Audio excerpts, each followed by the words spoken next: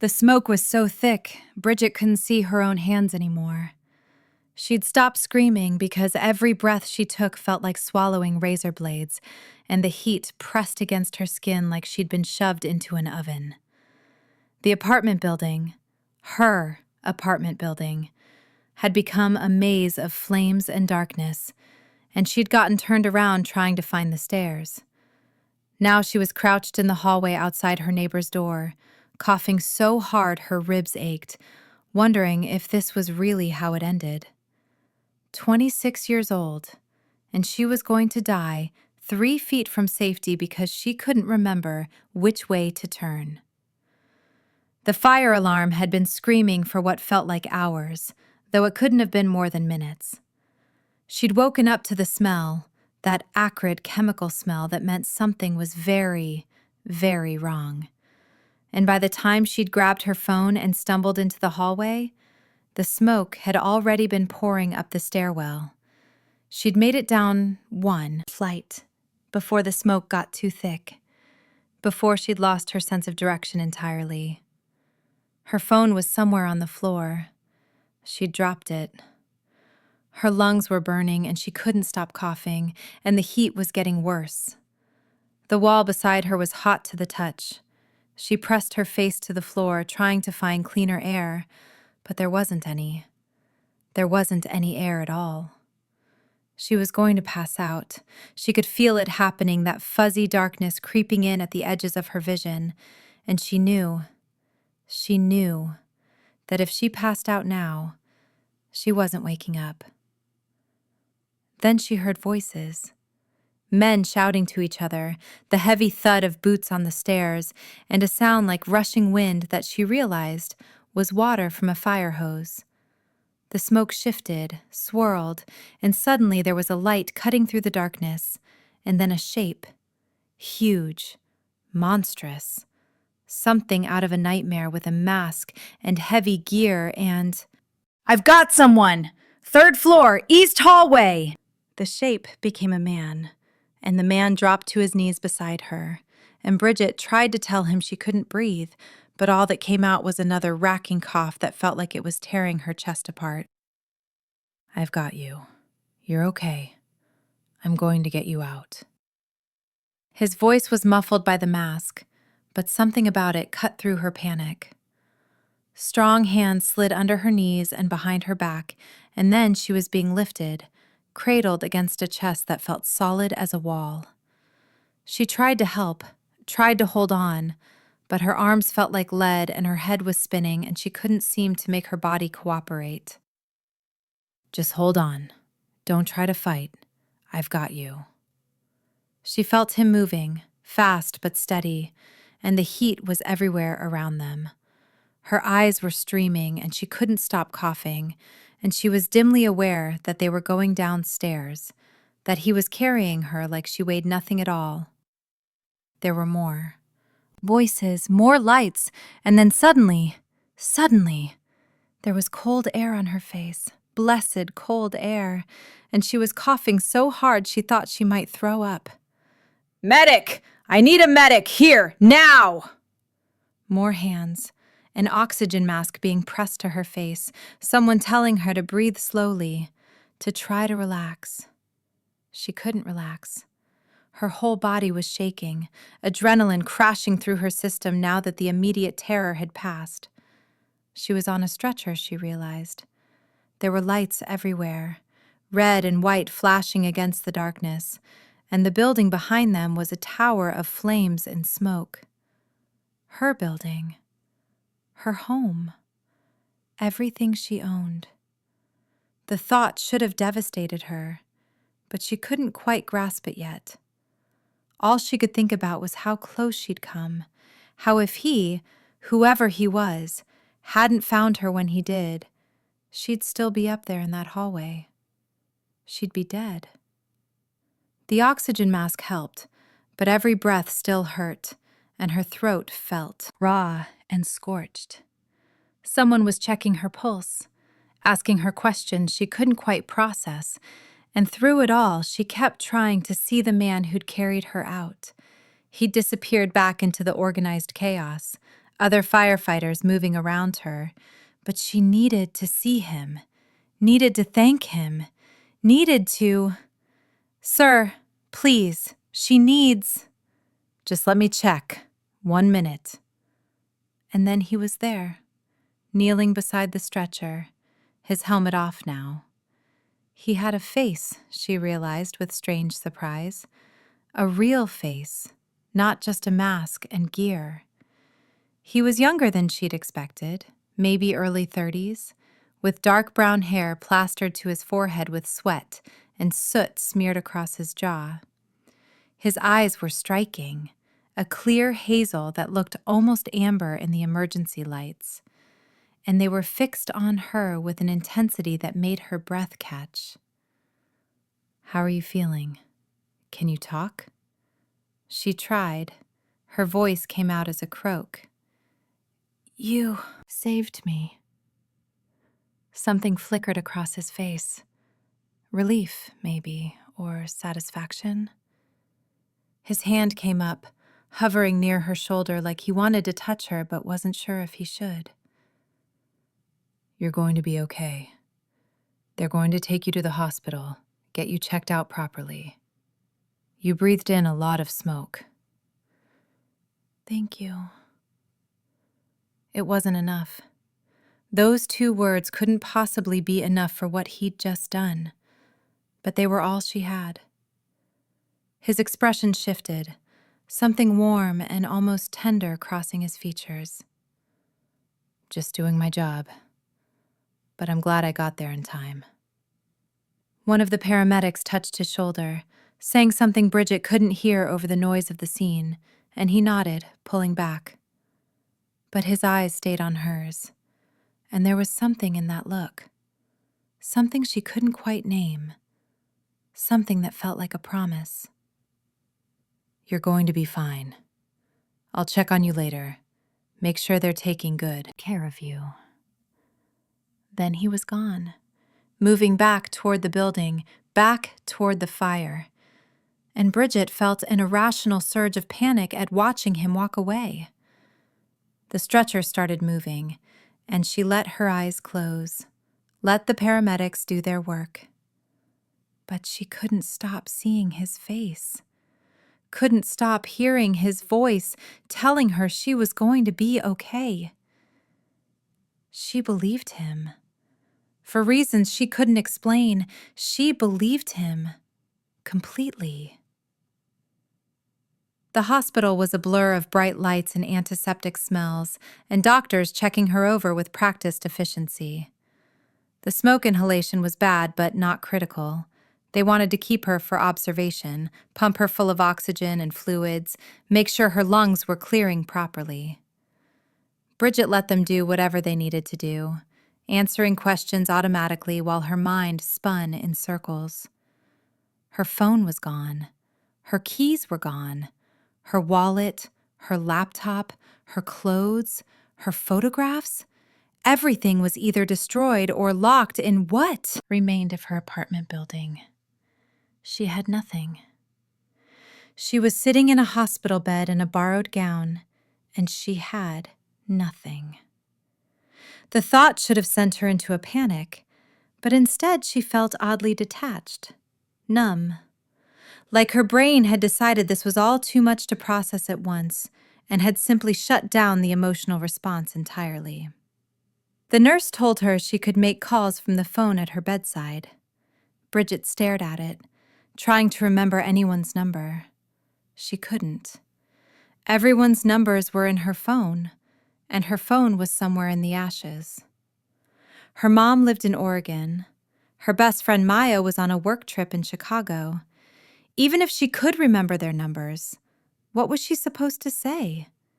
"Hey, my apartment burned down and I almost died, but don't worry, I'm fine now." She was still sitting there, staring at the phone, when someone knocked on the doorframe. She looked up, expecting another nurse or doctor, and instead saw him, the firefighter. Her firefighter. He'd cleaned up since the scene.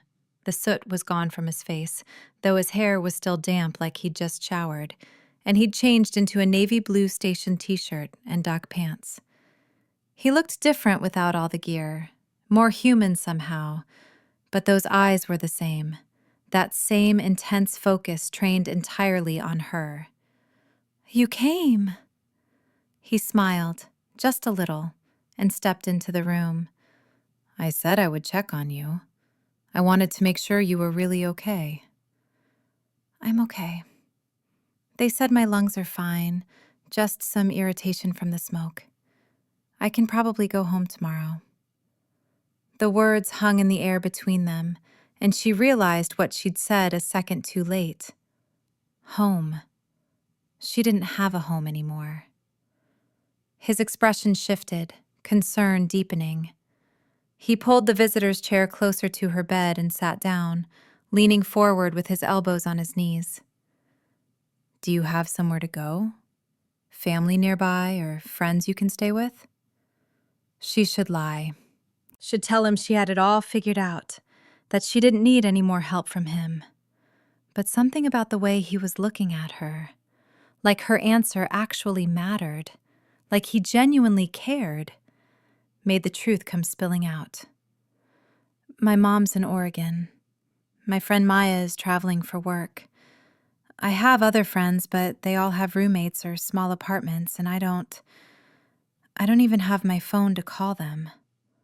I don't know anyone's number by heart anymore. I don't know what I'm going to do."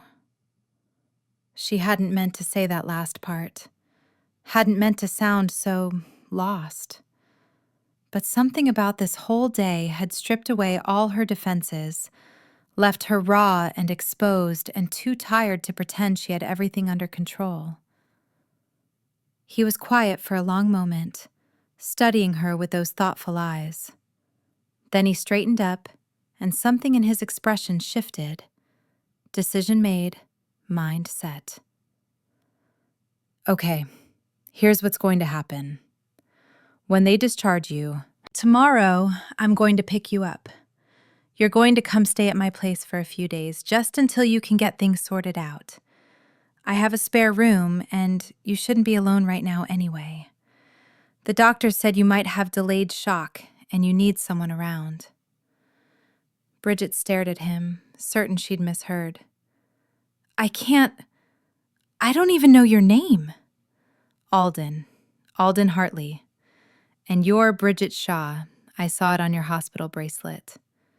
Now you know my name, so the offer stands." "You don't have to do this. You already saved my life. You don't owe me anything else." His expression turned serious again, and he leaned forward, holding her gaze. "I'm not doing it because I owe you anything. I'm doing it because you need help, and I can help. That's reason enough."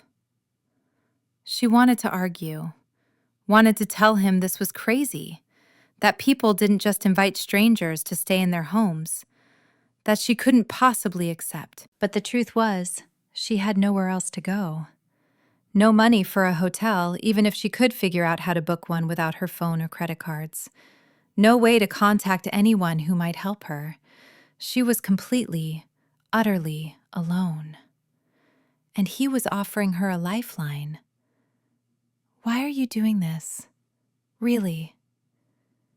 He was quiet for a moment, and something flickered across his face, something vulnerable and honest that made her chest tighten.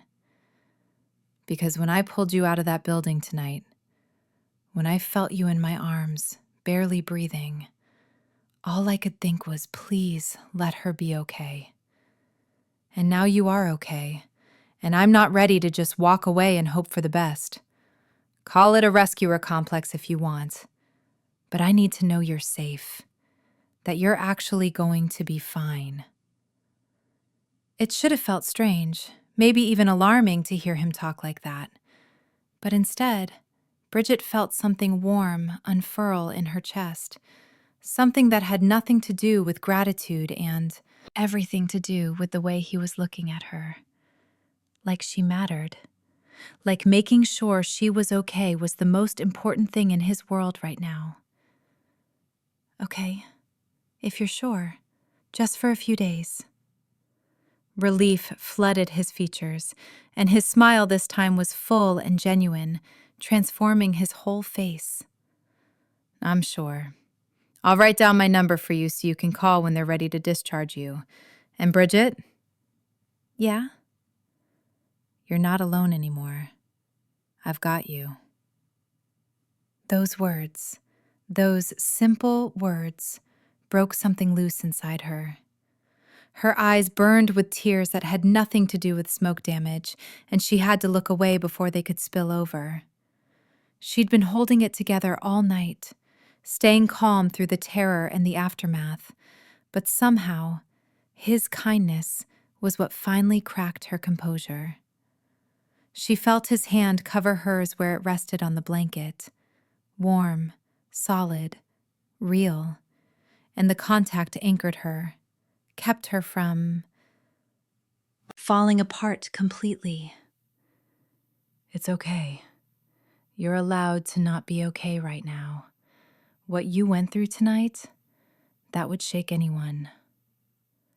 She nodded, not trusting her voice, and let herself hold on to his hand like a lifeline. They sat like that for a long moment, the hospital sounds fading into background noise, and Bridget felt something shift in the air between them. Something significant. Something that felt like the beginning of something she couldn't quite name yet. Eventually, he had to leave. Visiting hours were ending and he had an early shift. But before he left, he wrote his number on the whiteboard the nurses used for her care information, made her repeat it back to him twice, and promised he'd be back first thing in the morning. Get some rest. Tomorrow we'll start figuring everything out.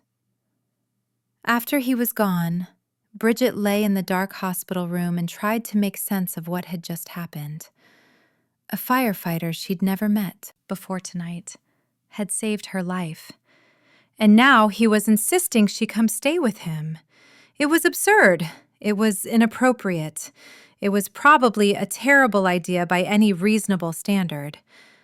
But when she closed her eyes, all she could see was the way he'd looked at her when he said, "I've got you." Like it was a vow. Like he meant it with everything in him. And despite everything, despite the shock and the fear and the sheer overwhelming wrongness of her entire life going up in flames, Bridget felt safe.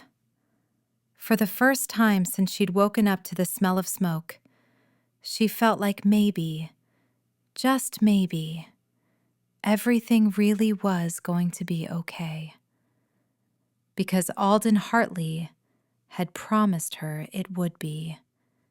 And for reasons she couldn't explain, she believed him. Alden showed up at 8 the next morning with coffee, clean clothes, and a determined expression that suggested he'd fight the entire hospital staff if they tried to keep her there any longer than necessary. The clothes were simple, soft gray, sweatpants and a university sweatshirt that smelled like fresh laundry detergent. And they were several sizes too big, but Bridget didn't care. They were clean and soft and not a hospital gown, and that made them perfect. "Where did you get these?" He shrugged, looking almost embarrassed. "I have a sister about your size. I texted her last night and she dropped off some things this morning. There's more in the car, enough to get you through a few days at least." Something about that gesture, him texting his sister at who knows what hour, asking for help for a woman he barely knew, made Bridget's throat tight. She ducked into the bathroom to change before he could see her getting emotional again. She'd cried enough last night after he left. She needed to get it together. The discharge process took another 2 hours of paperwork and final checks, but finally, they walked out into the morning sunlight. Alden's truck was an older model Ford, well-maintained but clearly used for work, with equipment bags visible in the back. He opened the passenger door for her, waited until she was settled, then climbed in on his side. The drive to his place took about 20 minutes, winding through neighborhoods Bridget vaguely recognized but had never spent much time in. He lived in a small house on a quiet street, older construction but charming, with a tidy front lawn and flower beds that looked like someone actually cared for them. It's not much, but it's home. I bought it a few years ago as a fixer-upper, still working on the fixing-up part. It's perfect. Inside was exactly what she would have expected from a bachelor firefighter. Comfortable furniture that had seen better days, a kitchen that was clean but obviously underutilized, and walls decorated with a mix of family photos and station memorabilia. But it felt lived in, warm, safe. He showed her to the spare room, which was small but cozy, with a queen bed, an old dresser, and curtains that looked like maybe his mom had picked them out. There were bags on the bed, the clothes from his sister, plus toiletries, basics she'd need. Bathrooms across the hall. Help yourself to anything in the kitchen. I'm not much of a cook, but I can do breakfast and basic stuff. Make yourself at home, seriously. And if you need anything, just ask. He was already turning to leave, giving her space, when Bridget heard herself say, "Alden, wait." He turned back, eyebrows raised. Yeah? She didn't know what she wanted to say, just that she needed him to stay a little longer, needed to not be alone with her thoughts yet. The reality of everything was starting to sink in. The fire, the loss, the fact that she was standing in a stranger's house because she had nowhere else to go. And it felt like too much weight pressing down on her chest. Can we just talk for a minute? I don't want to be alone right now." His expression softened immediately. "Of course. Come on, let's sit in the living room. I'll make us some real coffee. That hospital stuff doesn't count." They settled on his couch, mugs of coffee in hand, and for a while they just sat there in comfortable silence. It should have been awkward, two strangers forced into intimacy by circumstance, but somehow it wasn't. Somehow it felt natural, like they'd known each other longer than one terrifying night and a hospital visit. Eventually, Alden spoke. "How are you really doing? And I don't mean physically. I mean up here." He tapped his temple. Bridget considered lying, considered saying she was fine, that she was handling it, that everything was under control. But something about the genuine concern in his eyes made her want to be honest. "I keep thinking about how close it was. How if you'd been 30 seconds later, or if I'd passed out, before you found me, I'd be dead. And I can't stop replaying it. The smoke, the heat, not being able to breathe. It's like it's stuck on loop in my head." She set down her coffee because her hands were shaking. "And then I think about everything I lost. Not just things, but photos of my dad. He died when I was 15. Jewelry my grandmother left me. This quilt my mom made when I was born. Things I can never get back. And I know I'm lucky to be alive, I know that. But I'm also I'm angry and scared, and I don't know how to be okay with any of this." Alden was quiet for a moment, and when she finally looked at him, his expression was understanding, not pitying, just genuinely empathetic.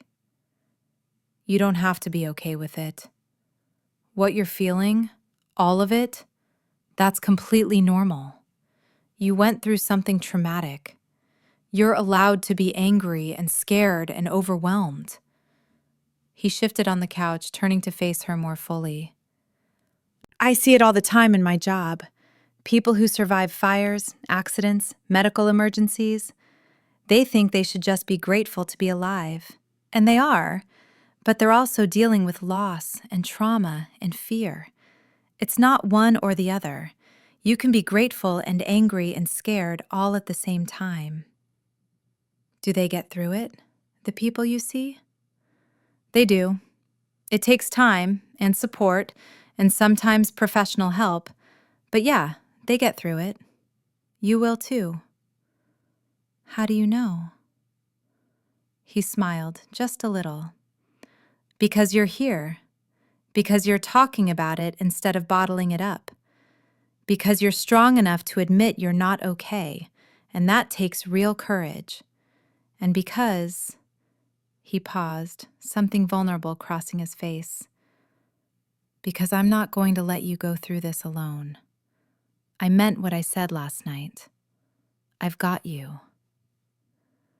Bridget felt tears burning in her eyes again, and this time she didn't try to hide them. Why? Why do you care so much? You don't even know me. Alden was quiet for a long moment, and she watched him struggle with something, weighing his words, deciding how honest to be. Finally, he spoke. I've been doing this job for 8 years. I've carried a lot of people out of burning buildings, pulled people from car wrecks, done CPR on strangers. And I care about all of them, of course I do. But there was something different about last night. About you. He ran a hand through his hair, looking uncomfortable but determined to finish. When I found you in that hallway, when I picked you up and felt how light you were, how fragile, something shifted in me. It wasn't just another rescue. You weren't just another victim. I don't know how to explain it, but from that moment, you mattered, personally. And maybe that's unprofessional. Maybe I'm crossing lines I shouldn't cross, but I can't pretend I don't feel what I feel. What do you feel? His eyes met hers, and there was something in them that made her breath catch. Like I need to make sure you're okay. Like walking away from you yesterday would have felt wrong in a way I can't describe. Like maybe... He trailed off, shook his head. I don't know. Maybe I'm making this weird. Maybe you just want a place to stay and I'm reading too much into it. You're not making it weird. Something sparked in his eyes, hope maybe, or relief. No? Bridget shook her head slowly.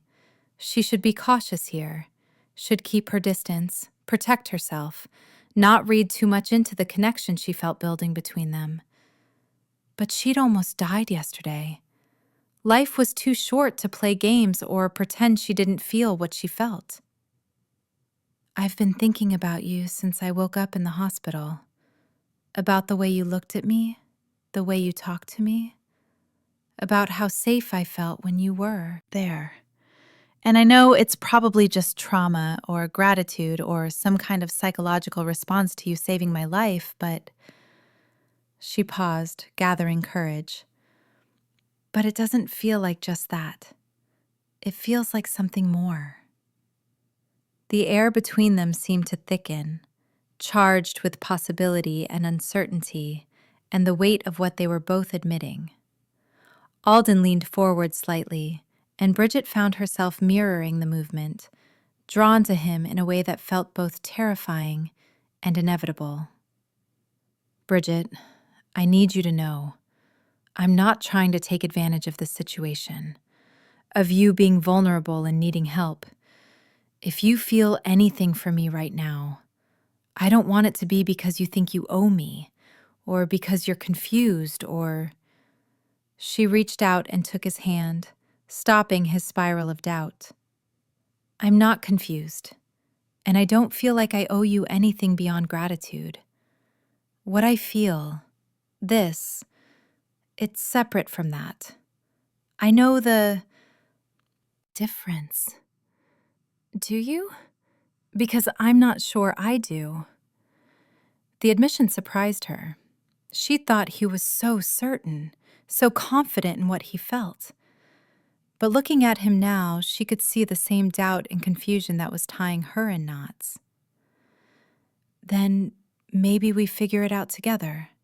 No pressure, no expectations, just spend time together, talk, get to know each other like normal people instead of rescuer and rescued. He squeezed her hand gently. I'd like that.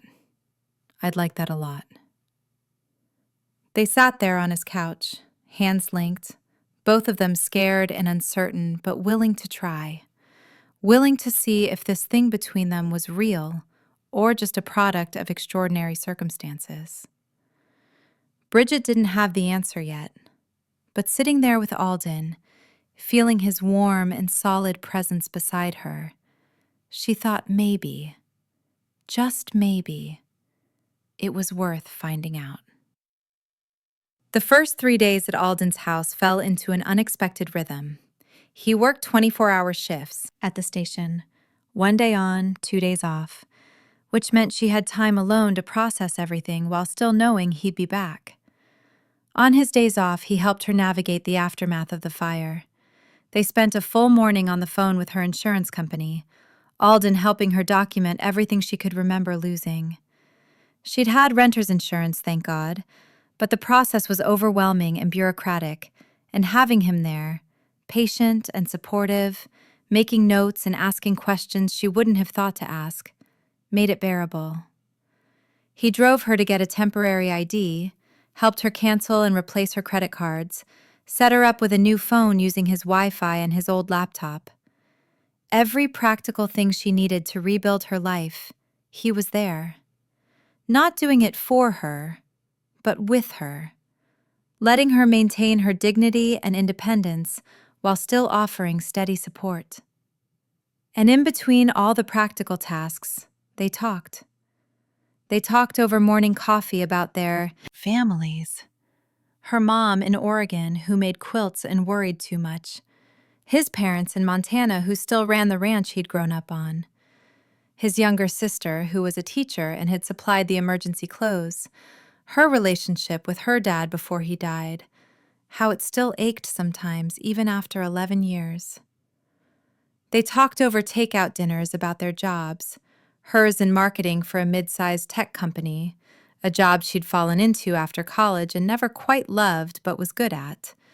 His 8 years as a firefighter, the calls that stayed with him, the team at the station who were more like brothers than colleagues. They talked late into the evenings about everything and nothing.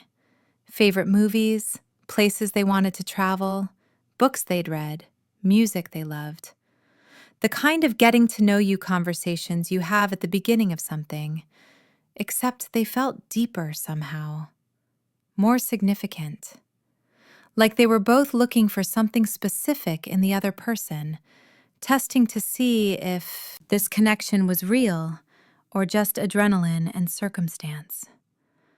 On the 4th night, Alden's 2nd day off, they were sitting on his back porch with beers, watching the sun set behind his neighbor's tree line. It was the first time all week Bridget hadn't felt like she needed to be doing something, fixing something, dealing with something. She just felt peaceful. This is nice. Alden glanced over at her, smiling. Yeah? You're not bored yet? Are you trying to get rid of me already? Absolutely not. You can stay as long as you need. I meant it when I said that. She knew he did. Over the past few days, he'd made that abundantly clear, not just through his words, but through his actions. The way he always asked what she needed instead of assuming. The way he gave her space when she needed it, but was always there when she reached out. The way he'd rearranged his whole life to accommodate her presence without making it feel like a burden. Can I ask you something? Anything. Do you do this for everyone you rescue? Get this involved in their lives afterward? He was quiet for a moment, and she watched him consider the question carefully. No. I check in on people sometimes, make sure they're okay. But this? He gestured between them. This is different. You're different. Different how? He turned to face her fully, and there was something in his expression that made her heart skip. I can't stop thinking about you. Even when I'm at work, dealing with calls, I'm wondering how you're doing, if you're okay, if you need anything. And when I'm here with you, I don't want to leave. I want to know everything about you, what makes you laugh, what you're afraid of, what you dream about. I want to hear all your stories, even the boring ones. He ran a hand through his hair, frustrated with himself. And I know. That's intense. I know it's probably too much too fast, but I don't know how to feel less of what I'm feeling. I've tried. Bridget's breath caught. She'd been feeling the same way. This pull toward him that felt both natural and terrifying. But hearing him say it out loud made it real, made it something they both had to acknowledge and deal with. I think about you too. More than I should, probably. More than makes sense for someone I just met. But she heard the fear in that single word, the expectation of rejection, of her telling him this was all moving too fast, that she needed to slow down or back away. And maybe she should. Maybe the smart thing would be to put some distance between them until she could think clearly. But she didn't want to think clearly. She wanted to lean into this feeling, this connection, and see where it led. But nothing. I'm scared, Alden. I'm scared that what I feel is just gratitude or trauma bonding or some kind of hero worship. I'm scared that you feel obligated to take care of me because you saved my life. I'm scared that if we try to be something more than what we are right now, we'll ruin this. She forced herself to meet his eyes. But I'm more scared of walking away without trying. Of spending the rest of my life wondering what could have been if I'd been brave enough to see where this goes. The relief that flooded his face was so profound it almost hurt to see. He reached out slowly, giving her time to pull back, and cupped her face with one hand. His palm was warm against her cheek, calloused from work, but gentle. I'm scared too. I've never felt this way about anyone this fast. It goes against everything I know about how relationships are supposed to develop. But Bridget... He leaned closer, and she could feel his breath against her face. I don't want to wonder what if. I want to know. I want to try. So what do? We take it slow. We keep talking. We keep getting to know each other. And we see if what we feel now is still there in a month, in 3 months, in 6 months. No pressure, no expectations, just us, figuring it out together. And if it doesn't work? His thumb brushed across her cheekbone. Then at least we tried. But Bridget, I think it's going to work. I think this is real. She wanted to kiss him. The urge was overwhelming, immediate, impossible to ignore. But something held her back. Some part of her that knew if they crossed that line now, they couldn't uncross it. And she needed to be sure, needed to know this wasn't just about attraction or adrenaline or the intimacy forced by circumstance. She needed to know it was more. So instead of kissing him, she covered his hand with hers and smiled. I think it's real too, but let's be sure. Understanding flickered in his eyes and he nodded slowly. Okay, will be. Sure. He pulled back, giving her space, but his hand found hers and squeezed gently. They sat like that as the sun finished setting, hands linked, both of them terrified and hopeful in equal measure. Neither of them noticed his phone buzzing on the table until it had been going for nearly a minute. Alden glanced at the screen and frowned. It's Marcus, from my station. I should take this. She nodded, releasing his hand, and listened as he answered. Hey, Marcus, what's up? She couldn't hear the other side of the conversation, but she watched Alden's expression shift from casual to serious to something that looked like dread. You're kidding. Silence. That's nobody's business but mine. More silence, longer this time. I don't care what they think. Tell them to stay out of it. He hung up without saying goodbye and sat there for a moment, jaw clenched, clearly working to control his temper. What happened?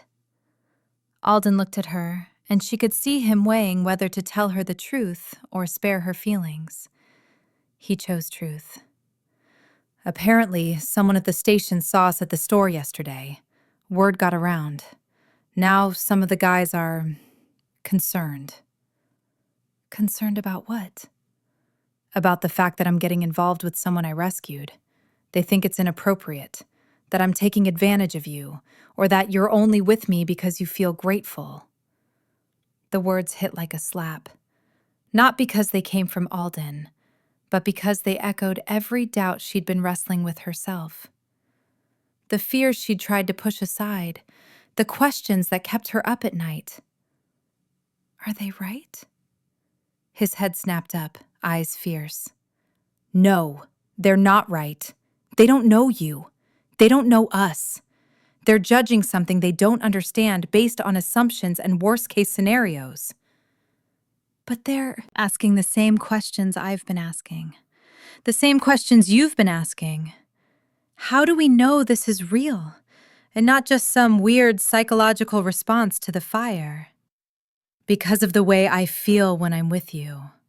Because talking to you is the easiest thing I've ever done. Because when you smile, I feel it in my chest. Because... He stopped, frustrated. Because I've rescued a lot of people, Bridget. And I've never once wanted to bring any of them home. I've never once thought about them after the call was over. You're not just another rescue to me. You're you. But how do you know? How do I know? What if they're right and we're both just fooling ourselves? He reached for her hands, holding them firmly. Then we prove them wrong. We take our time, we let this develop naturally, and we show everyone, including ourselves, that what we have is real. But Bridget, I need you to decide right now if you want to do that. Because if people are talking, it's only going to get harder from here. There's going to be judgment and gossip and people questioning our choices. If you want to walk away now, I'll understand. I'll help you find a place. I'll make sure you're okay, and we'll part as friends. And if I want to stay? His eyes searched hers. Then we face it together. We don't let anyone else tell us what this is or isn't. We trust what we feel, and we give this a real chance. Bridget looked down at their joined hands. She could walk away. She probably should walk away. It would be easier, cleaner, less complicated. She could find an apartment, rebuild her life, move forward without the mess of navigating a relationship that started under impossible circumstances. But when she thought about leaving, about not seeing Alden every day, not talking to him, not experiencing this growing connection between them, something in her chest ached. This thing between them, whatever it was, it mattered. He mattered. And she wasn't ready to give up on it just because other people had opinions. She looked up and met his eyes. I want to stay. I want to try. The relief and joy that transformed his face made her decision feel right. He pulled her into a hug, careful and respectful, but tight enough that she could feel his heart pounding against her ear. She wrapped her arms around him and held on, breathing in the scent of him, soap and laundry detergent and something uniquely Alden. "We're going to make this work. I promise you." And somehow, pressed against his chest in the gathering darkness, Bridget believed him. The next week tested that promise in ways neither of them expected. Alden's shift captain called him in for a meeting, professional but pointed, about maintaining appropriate boundaries with civilians. Nothing disciplinary, just a reminder that the department had policies for good reasons. Alden came home from that meeting tight-jawed and frustrated, ranting to Bridget about how he wasn't doing anything wrong, how what happened on his own time was his business. "They acted like I'm some predator taking advantage of a vulnerable victim. Like you don't have your own mind, your own agency. Like we're both not adults making our own choices." She'd calmed him down, reminded him that they were coming from a place of caring, even if it felt intrusive. That in their position, she'd probably worry too. But inside, their concern had planted new seeds of doubt. Then Maya came back from her trip. Her best friend took one look at Alden's house, at Bridget's things scattered through the guest room, at the easy familiarity between them, and pulled Bridget into the bedroom for a conversation that started gentle and ended explosive. "Bridge, honey, I'm worried about you." "There's nothing to worry about. I'm fine." "You're living with a man you met a week ago. A man who rescued you from a fire. That's not fine. That's concerning." "He's been nothing but respectful. He's given me space, helped me with everything I needed, never pushed for anything more than I was ready to give." "That's good. That's great. But honey, you have to see how this looks, how it feels. You almost died, and now you're emotionally dependent on the man who saved you. That's textbook trauma bonding." The phrase hit like ice water. Bridget had heard it before, had even thought it herself in her darkest moments, but hearing it from Maya made it feel more real, more damning. "You think that's all this is?" Maya's expression softened. "I think you've been through something incredibly traumatic, and your brain is doing what brains do, attaching to the person who made you feel safe. I think you're confusing gratitude and relief with romantic feelings, and I think he's a good guy who probably means well, but he should know better than to let you stay here. He should have helped you find a place and then backed off. You don't know him. You don't know what we have." "Neither do you, Bridge. That's my point. You can't possibly know after 1 week if what you feel is real. You need space. You need perspective. You need to heal from what happened before you make any big decisions about your life." They'd argued for another 20 minutes before Maya left, both of them upset and neither willing to budge. Bridget had sat on the edge of the bed afterward, staring at her hands, Maya's words echoing in her head. Was she right? Was this all just trauma bonding and gratitude dressed up as something more? She'd still been sitting there when Alden knocked softly on the door. "Can I come in?" "Yeah." He sat beside her on the bed, not touching, but close enough that she could feel his warmth. "I take it that didn't go well." "She thinks I'm delusional. That we're both delusional. That this is trauma bonding and I'm going to wake up in a few months and realize I don't actually have feelings for you." "What do you think?" That was the question, wasn't it? What did she think? When she stripped away everyone else's opinions and concerns and just focused on herself, what did she actually feel? "I think I'm terrified. I think part of me wonders if everyone's right, and I'm just too caught up in everything to see it clearly. But Alden..." She turned to look at him. When I'm with you, I don't feel grateful or obligated. I feel happy. I feel like myself, maybe more myself than I've been in years. You make me laugh. You challenge me. You listen to me. And when you look at me, I feel seen in a way I never have before. That doesn't sound like trauma bonding to me. It doesn't sound like it to me either. But what do I know? I've never done this before. Gotten involved with someone I met on a call. Maybe everyone's right. Maybe I can't see this clearly. They sat in silence for a long moment, both of them lost in their doubts. Finally, Bridget spoke. I think we need to be smarter about this. More intentional. What do you mean?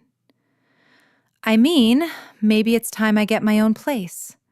Not because I want distance from you, but because I need to know I can stand on my own, that I'm not dependent on you for my sense of security or stability. I need to rebuild my life, really rebuild it. And I can't do that while I'm living in your guest room. Something flickered across his face. Hurt, maybe, or fear. But he nodded slowly. If that's what you need, I'll help you find a place. But Bridget, I need you to know, moving out doesn't change how I feel. It doesn't make this less real to me. I know, but it might make other people take us more seriously. And it might help me trust my own feelings more. Because right now, I want this to work so badly that I'm scared I'm lying to myself about what's real. He reached out and took her hand, threading his fingers through hers. Then we do it your way. We give you space to figure out what you feel without the pressure of living here. We date properly. Dinner, movies, getting to know each other like normal people. No extraordinary circumstances, no forced proximity. Just us, choosing each other every day. You think that'll work? I know it will. Because what I feel for you isn't about you being in my house or me being your rescuer. It's about you, who you are, and that's not going to change just because you're sleeping somewhere else. She believed him, or wanted to believe him, or maybe both. Either way, it felt like the right choice, the smart choice, the choice that gave them the best chance of figuring out if this was real. Okay, let's do it. Let's prove everyone wrong. His smile was soft and genuine. Deal. Finding an apartment took 2 weeks. Alden helped her look, drove her to viewings, but made a point of letting her make all the decisions. The place she chose was small, a 1-bedroom in a newer building about 15 minutes from both her office and his house. But it was hers. When she signed the lease, she felt a mixture of relief and fear that nearly overwhelmed her. She was doing this, rebuilding her life, starting over, and hopefully building something real with Alden in the process. Moving day was bittersweet. She didn't have much. Between what the insurance had replaced and what Alden's sister had donated, she had enough basics to get by. Maya came to help, and though things were still awkward between them, her friend's presence felt like a peace offering, an attempt at support, even if she still had doubts. Alden carried boxes like they weighed nothing, set up her furniture, hung pictures where she directed. He worked alongside Maya without complaint, even when she watched him with obvious skepticism. By evening, the apartment looked lived in, and Bridget felt the first stirrings of pride in what she'd accomplished. When Maya left, promising to text later, Bridget walked Alden to the door. They stood in the hallway of her new building, both suddenly awkward now that they'd be going to separate homes for the first time in weeks. Thank you for everything. For the past 2 weeks, for helping me find this place, for... She gestured vaguely. For all of it. He smiled, reaching up to tuck a strand of hair behind her ear.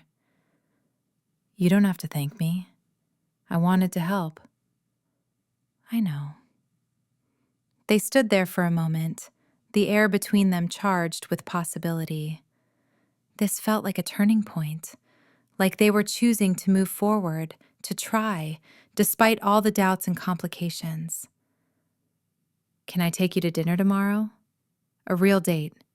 Pick you up, take you somewhere nice, maybe a movie after? Her smile felt like it might split her face. I'd love that. Good. It's a date. He leaned in slowly, giving her time to pull back, and pressed a gentle kiss to her forehead. It was sweet and respectful and somehow more intimate than if he'd kissed her mouth. Her eyes fluttered closed at the contact, and when he pulled back, she had to resist the urge to pull him closer. Good night, Bridget. Sleep well in your new place. Good night, Alden. She watched him walk down the hall, watched him turn back once to smile at her before he disappeared around the corner. Then she went inside her new apartment, closed the door, and leaned against it. She was really doing this, dating the man who saved her life, trying to build something real from the most complicated beginning imaginable. It should have terrified her. Maybe it did, a little. But mostly, she just felt excited. Their first official date was perfect in all the ways that mattered, and slightly awkward in the ways that first dates always are. Alden picked her up at 7, looking devastating in dark jeans and a button-up shirt that made his eyes look more gold than hazel. He brought flowers, not roses, but a mixed bouquet that felt more personal somehow. You look beautiful. She did. She'd borrowed a dress from Maya and actually spent time on her hair and makeup for the first time since the fire. Thank you. You look pretty good yourself. Dinner was at a small Italian place downtown, the kind with the dim lighting and candles on the tables. They talked about work, hers and his, about safe, easy topics that didn't touch on the fire or their complicated beginning. They laughed over shared appetizers and split a dessert they were both too full to finish. The movie after was a comedy, light-hearted and funny, and Bridget found herself relaxing into the experience. This felt normal. This felt like what dating was supposed to be. Easy and comfortable and fun. When he drove her home, Alden walked her to her door like a gentleman. They stood in her doorway, both hesitant, neither quite ready for the night to end. I had a really good time tonight. Me too. Want to do it again? Maybe this weekend? Are you asking me on a second date, Alden Hartley? I am. What do you say? I say yes. He leaned in, and this time when his lips met hers, it wasn't her forehead. The kiss was gentle, questioning, giving her every opportunity to pull away. But Bridget didn't want to pull away. She kissed him back, her hands coming up to rest against his chest, feeling his heart pounding beneath her palms. When they broke apart, both of them were breathing harder. Alden rested his forehead against hers, eyes closed. I've been wanting to do that for weeks. Me too. I should go before I do something stupid like invite myself in. She laughed, even though part of her wanted to ask him to stay. But they were taking this slow, doing it right. Good night, Alden. Good night, Bridget. She watched him walk away again, touching her lips where his had been, feeling lighter than she had in weeks. This was real. What they had was real. She could feel it in her bones. Over the next 2 months, they fell into a pattern. Dinner dates twice a week, long phone conversations on the nights he worked, lazy Sunday mornings at her place with coffee and newspapers. He introduced her to his station crew, cautiously at first, but their skepticism faded when they saw how happy he was, how natural they were together. She introduced him to her coworkers, her mom via video call, her small circle of friends. Maya remained quietly concerned, but even she had to admit that Bridget seemed genuinely happy, genuinely healthy, not dependent or traumatized, just in love. Because that's what this was, Bridget realized one night as they cooked dinner together in her tiny kitchen. She was in love with Alden. Not because he'd saved her life, not because she felt grateful or obligated, but because of who he was. The way he made her laugh, the way he listened when she talked about her day, the way he challenged her to be better while accepting her exactly as she was, the way he looked at her like she was the most important person in his world. Alden? He looked up from the vegetables he was chopping. Yeah? I love you. His hands stilled. For a moment, he just stared at her, and Bridget felt a flutter of panic. Too soon. She'd said it too soon. Then he set down the knife, crossed to her in 3 long strides, and cupped her face in his hands. Say it again.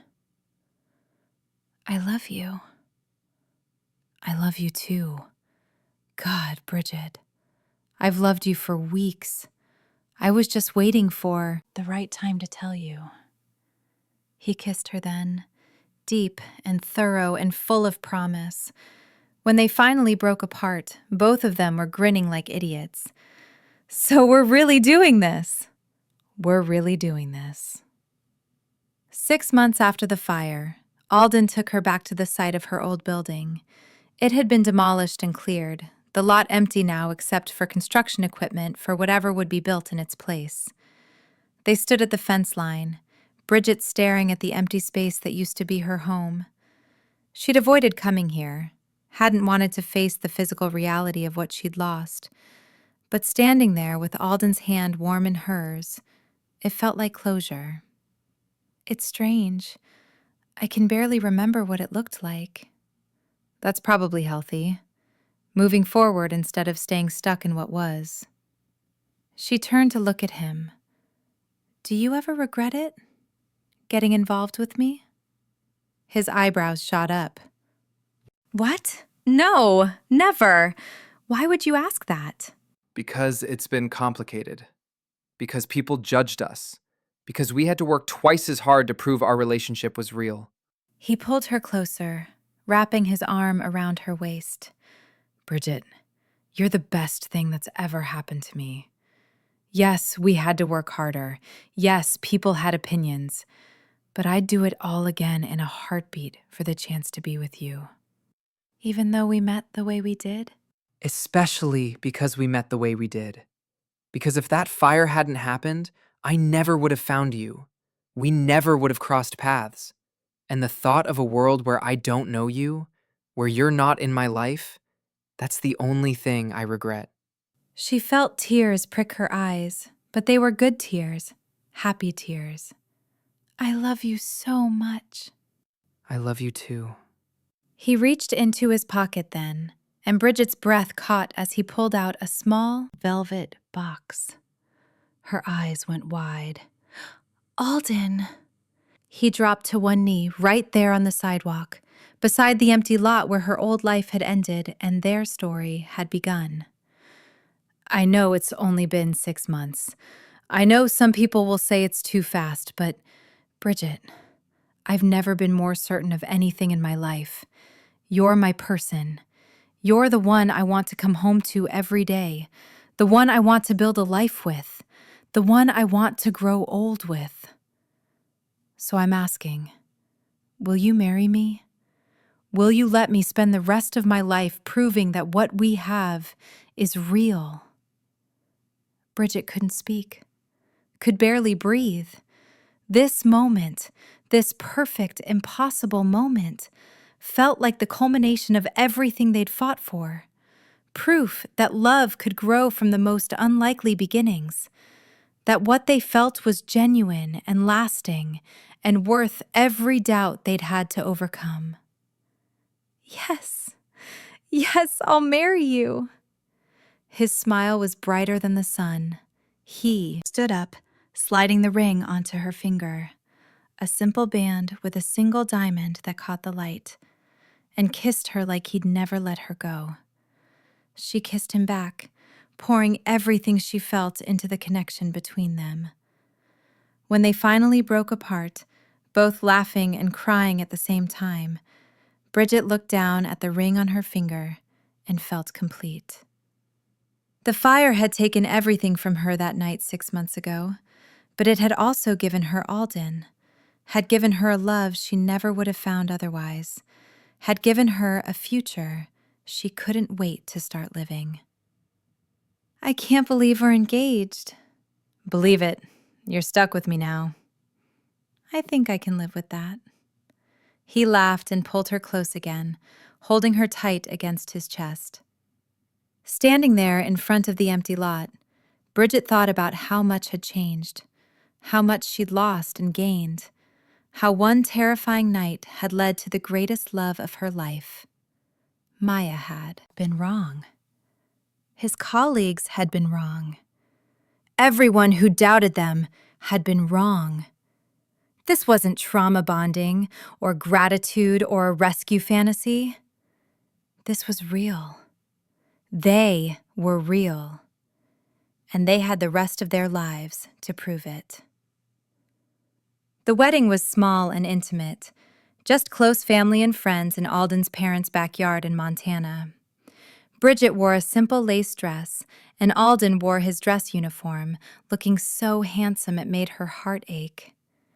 When they exchanged vows under the big oak tree, promising to love and support each other through whatever life brought, Bridget felt like the luckiest woman alive. Her mom cried through the entire ceremony. Alden's mom cried too. Even Marcus from the station, who'd initially been so skeptical, stood up to toast them at the reception, admitting he'd been wrong to doubt what they had. I thought Alden was making a mistake. I thought they both were rushing into something they'd regret.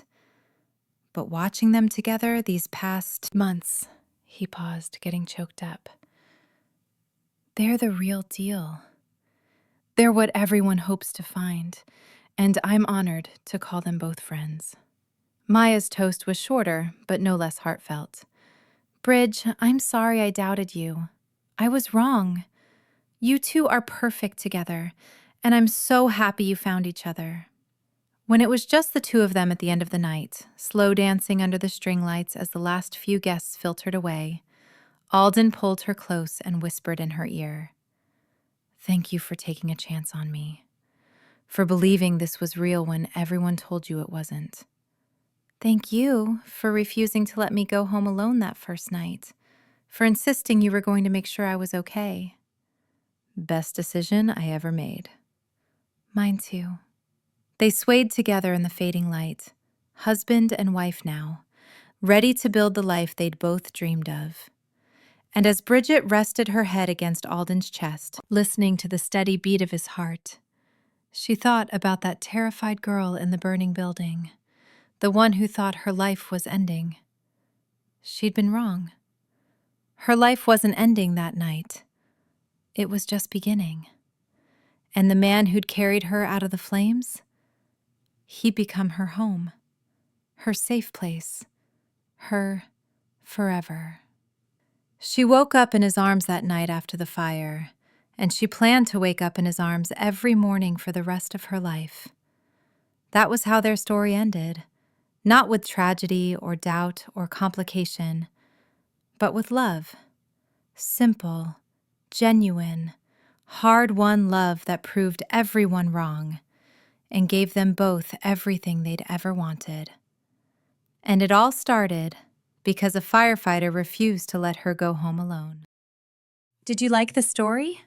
Do you want a part 2? Let me know your thoughts in the comments.